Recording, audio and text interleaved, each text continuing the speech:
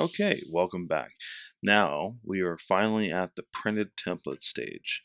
Now all of our hard work will now come to conclusion with some scissors and possibly some glue, and we're going to put this thing together. So, one thing I do recommend that you have as well is the box reference that you're going to use, and a good sharp pair of scissors.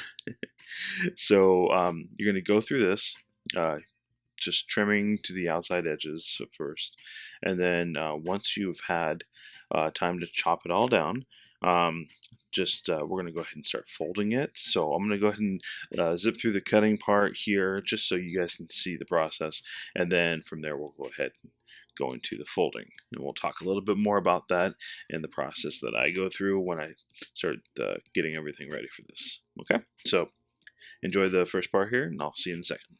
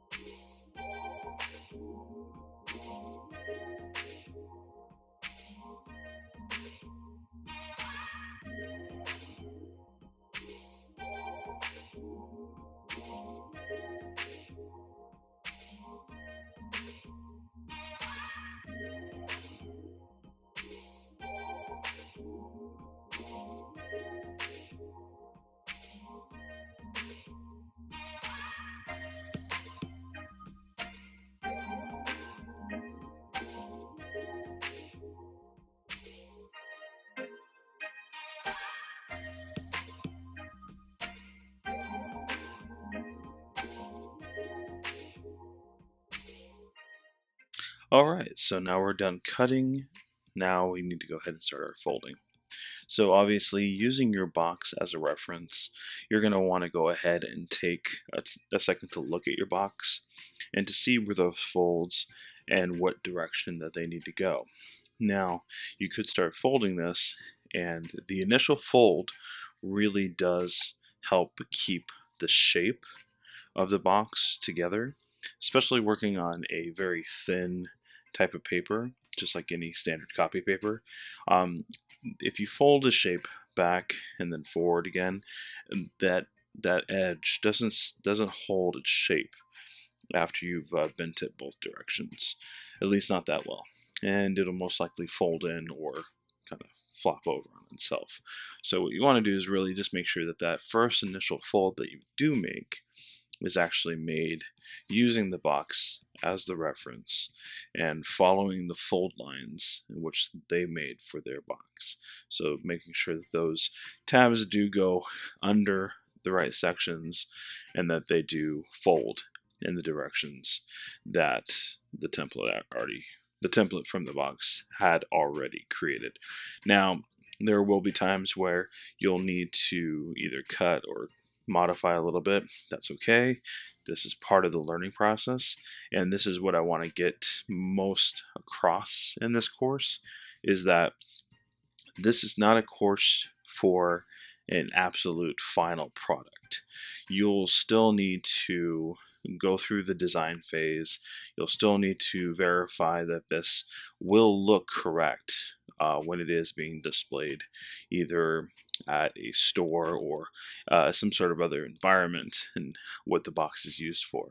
So you will need to go through a few more stages in the design process, but for the initial template creation, this is the standard way of getting that done for a production type of environment.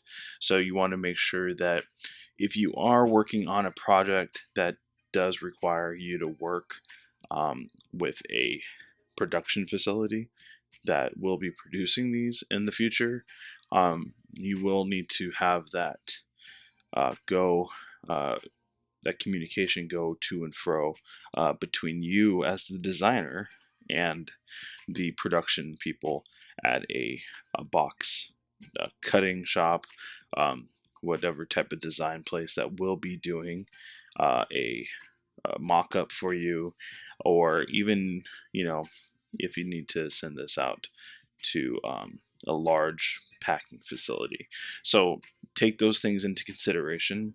Um, it never really seems like a complete product at the end of the day, because there's so many other phases involved when you're going through a product design. So don't be discouraged when you are in that situation, because it does need its time to go through all the proper phases to get to the point where you can use it as a product or as a container for a product, depending on how you're using it, and just know that that's part of the process. So I'll let you go ahead and finish watching the rest of this, and we're going to go ahead and get to the end here. I want to say thank you so much for taking the time, taking your energy, and taking your process to the next level. And hopefully, this course has given you some really good ways to give yourself a leg up in the industry out there. Or if anything, it taught you one new thing. Um, the best things that I can remember are from classes I've taken in the past. If I can at least remember and use one thing out of the entire course, then I know that my time wasn't wasted and that I did find something useful out of it. So I hope that this class has done that for you in some way or another. And if you have any questions, any feedback, any type of recommendations for any future classes, please let me know, and I'd be happy to hear that. So again, let's watch out the rest of the video here, and I'll see you in my conclusion. Thank you.